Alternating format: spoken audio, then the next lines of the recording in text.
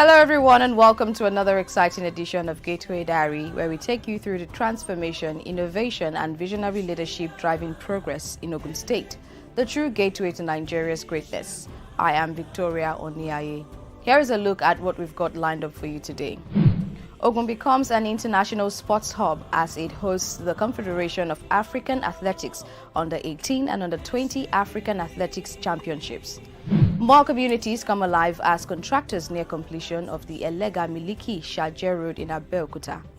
Plus, a celebration of life of the late Obasikiru Kayode Adetona, the 53rd Awujale of Ijebu Land, by Governor Abiodun and the entire people of Ogun State.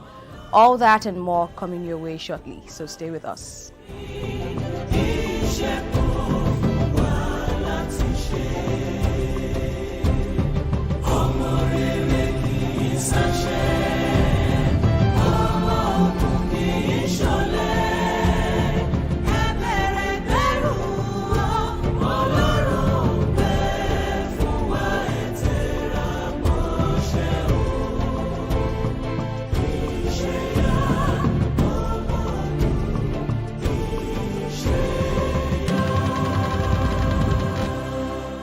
Let's kick off with sports. Governor Abiodun's investment in youth and sport is already yielding results, and his commitment to talent discovery and infrastructure is making the state a hub for athletics in Africa. Ogun State, which recently hosted the 22nd edition of the National Sports Festival, also welcomed young athletes from 9 African countries who were in the state for the Confederation of African Athletics Under 18 and Under 20 African Athletics Championships. This event not only placed Ogun on the African sports map, it is also positioning the state as the international sports hub.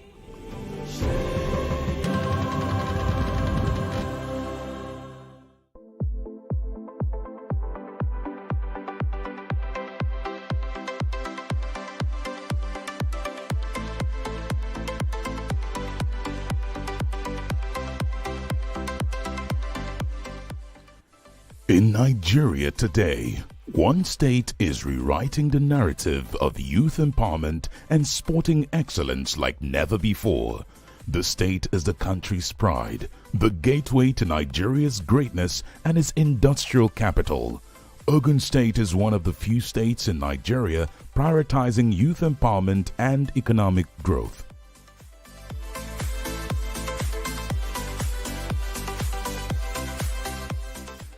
Now, let's talk about how all this is being achieved.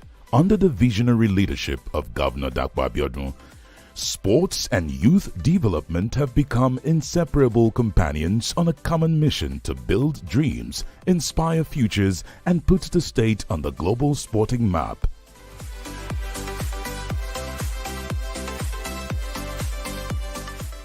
From the get-go, the Ishaya development agenda of the current administration under the leadership of Prince Abiodun prioritizes youth empowerment as one of the key features that will drive the state's transformation blueprint. The focus is to unite, educate, and empower the sons and daughters of the state through sports widely regarded as the universal language of excellence.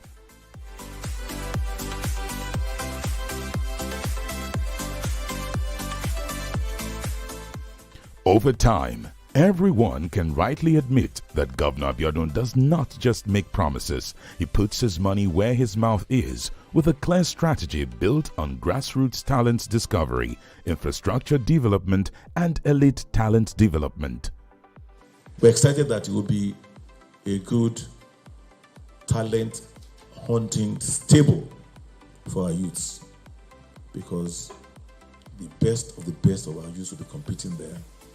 And talent hunters will be there on the lookout to, pick the best of the best. So we're excited about the nurturing opportunity. We're excited about our team who are being in training. When you're training for a competition, you have to eat right, you have to be disciplined, sleep on time, wake up on time. I think that these are the takeaways. I would believe that is being replicated from state to state.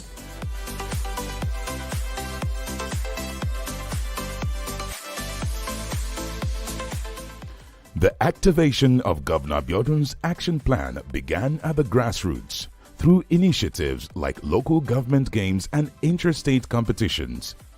The administration swept every nook and cranny of the state, digging for gold, young, raw, uncut talent waiting to shine.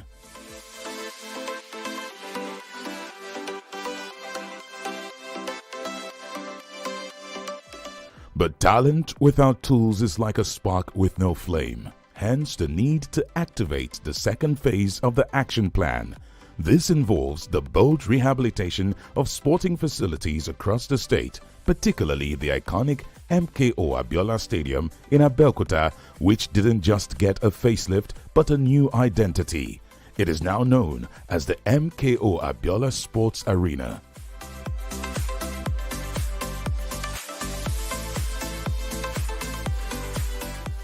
The facility is now equipped with a world-class football pitch that could host a UEFA final, an Olympic-grade swimming pool, lightning-fast tracks, and cutting-edge gymnasiums.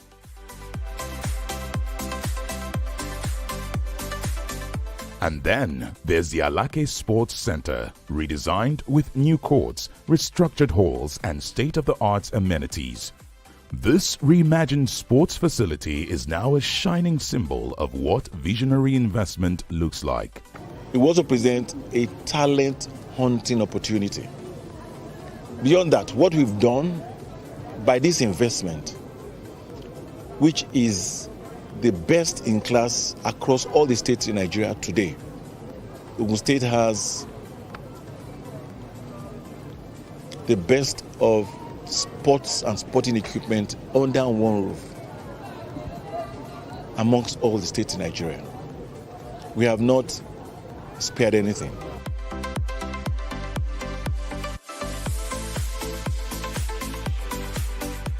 But Governor Dapo Abiodun is not stopping there. The Dipo Dinner Stadium in Ijebu-Ode and the Gateway Stadium in Ilaro are next in line. That's because Governor Abiodun believes that every senatorial district deserves a seat at the table of progress.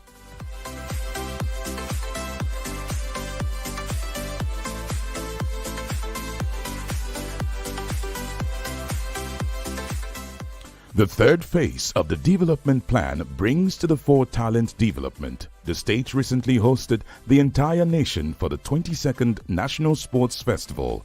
The recently concluded Sports Fiesta was not just about winning medals. New records were set and fresh talents discovered. As part of what the government promised, that we want to use sports to engage our youth positively, I'm happy to announce here that 3 of the people, the footballers that represented the state, are, as we speak, in the Flying Eagle. And they were picked from their performance on that day. And immediately after the festival, some of our team, Tinubu, the Tinubu Scrabble, represented Nigeria in, Kenya. You know, those are the things we plan to be doing, and that is what is happening now.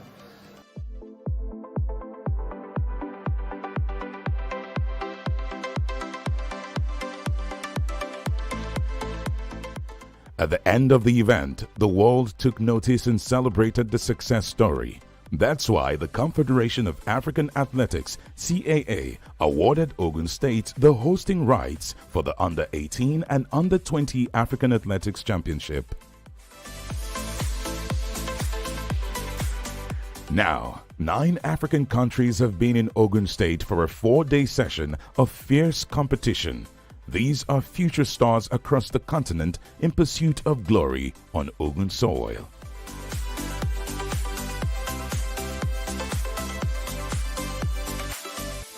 It was a keen contest and a unique experience for the participants. However, the ground-closing ceremony featuring cultural displays, Afrobeat legends and the unmissable hospitality of the people of Ogun State added color to the event.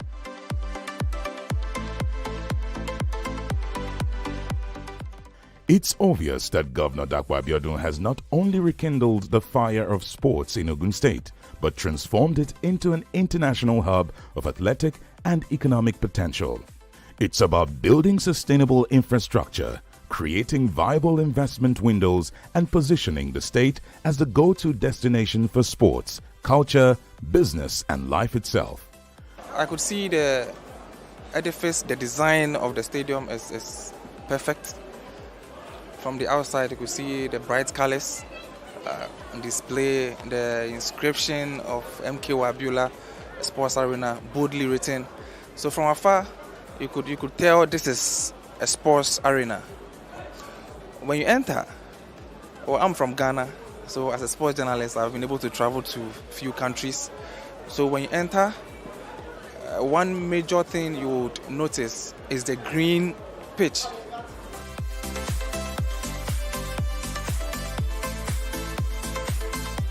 From grassroots to greatness, from dream to dynasty, Ogun State is not just raising champions, it's building legacy through a visionary leader like Governor Dakwa Abiodun, the 5th executive governor of the state.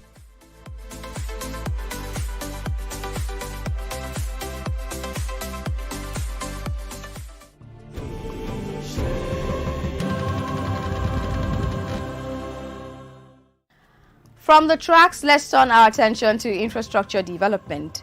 As part of his Building Our Future Together agenda, Governor Dakwa Abiodun has ensured that every part of the state enjoys the dividends of democracy. He understands that many communities cannot fully contribute to the state's development without proper infrastructure, and he has spent the last 6 years addressing this need.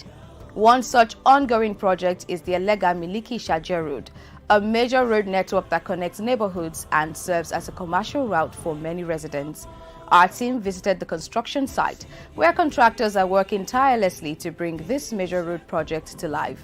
Here's what we saw.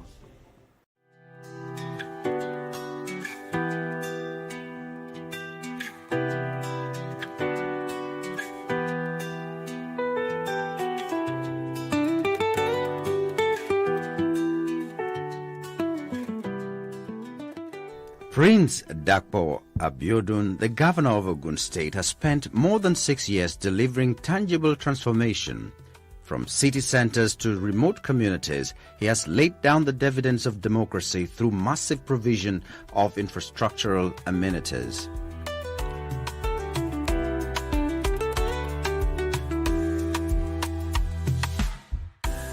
When he took office, Governor Dakwa Abiodun launched what many now regard as a renaissance of governance in the state, a trust restoration project, a development recalibration, and, in his own words, a bold commitment to building our future together.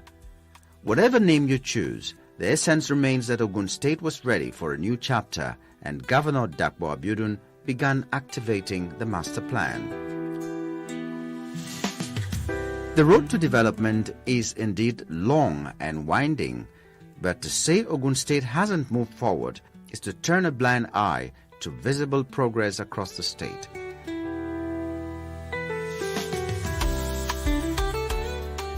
Not too long ago, driving through Ogun State as a visitor meant bracing yourself, not just for hospitality, but for a bumpy ride. The potholes were deep enough to swallow a tire and riddled enough to test car suspension and the patience of commuters. But Governor Abiodun drew a line in the sand. He refused to be a governor that makes excuses. With a spirit of grit and grace, he got down to work, and kilometer by kilometer, layer by layer, he is transforming pothole-ridden roads into purposeful infrastructure. But we'll continue to be inclusive by ensuring that we involve the CDAs, CDCs, our KBACs, council chairmen, House of Assembly, councillors, geologists, in deciding which roads are of priority to our people. Because I can sit down in Abeokuta and imagine that one road is more important than the other road. And after reconstructing that road, it turns out that that road is not as important to them as we thought. Over 1,200 kilometers of roads have been either constructed afresh, reconstructed with resilience or rehabilitated with purpose across all the 20 local government areas of the state. No local government area has been left out to ensure equity.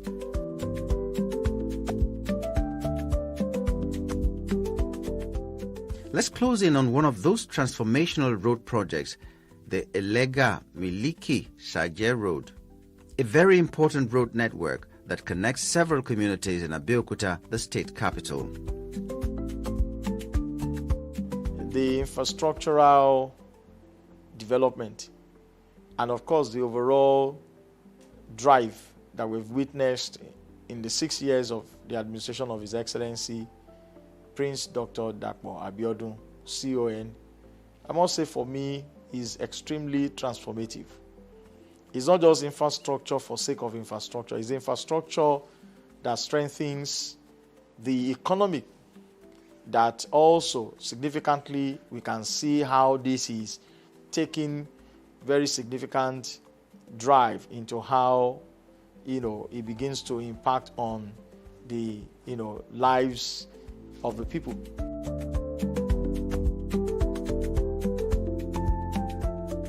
This all-important road connects Abeokuta South and North local government areas, linking neighborhoods and serving as a commercial route for several residents.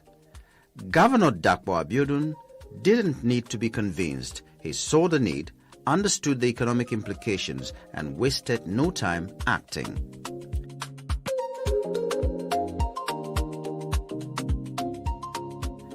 The contractors are not just on site. They are still very active at ensuring that they meet up the set deadlines by the state government.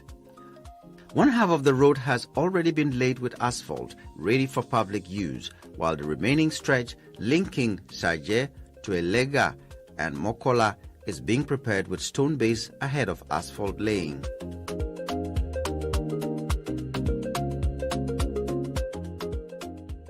Residents are not just relieved, they're relieved.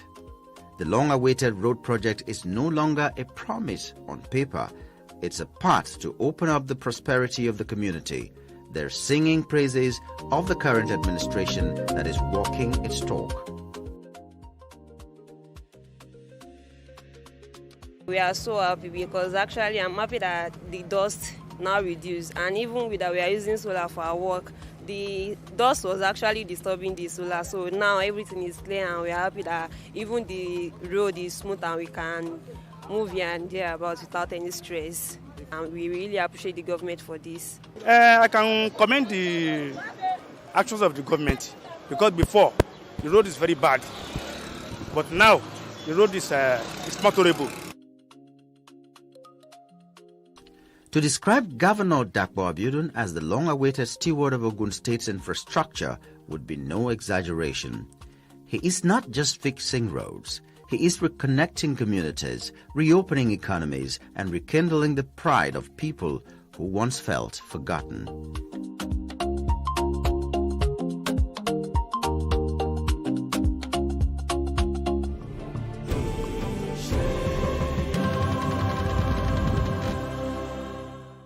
And now let's celebrate the life of Oba Sikiru Kayode Adetona, the 53rd Awujale of Ijebuland. The revered monarch recently passed at the age of 91. Rather than mourn, his family, Governor Dapo Abiodun, and the people of Ogun State chose to celebrate a life well lived. At the 8th-day Fidau's prayer held in his honor, President Bola Ahmed Tinubu, his wife, and members of the Federal Executive Council joined in the commemoration. The president described the late monarch as more than a royal father, a confidant, and a voice of truth, whose passing has left a significant void in Nigeria's traditional leadership.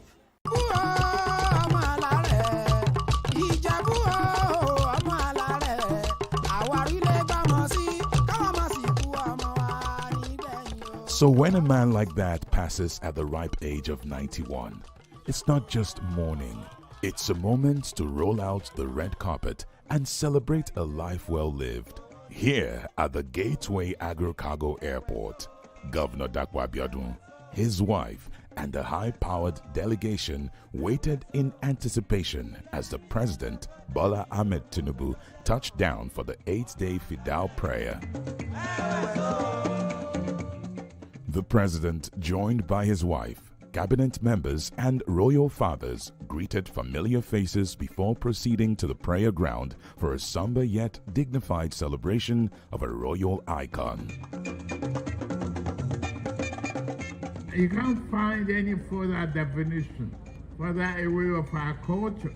If you go further from Awujale, you will learn a lot. To me, standing before you today, I thank God Almighty, leader of conscience, tradition, of the great values. He brought pride, dignity, and honor to the Yoruba race. I'm extremely proud of him. He was always there at that time of need for all of us. I could recount the June 12th episode, our protest then, our episode in his palace, a foray, our resistance, our determination to reverse the annulment of June 12th. Papa was steadfast, was resolute.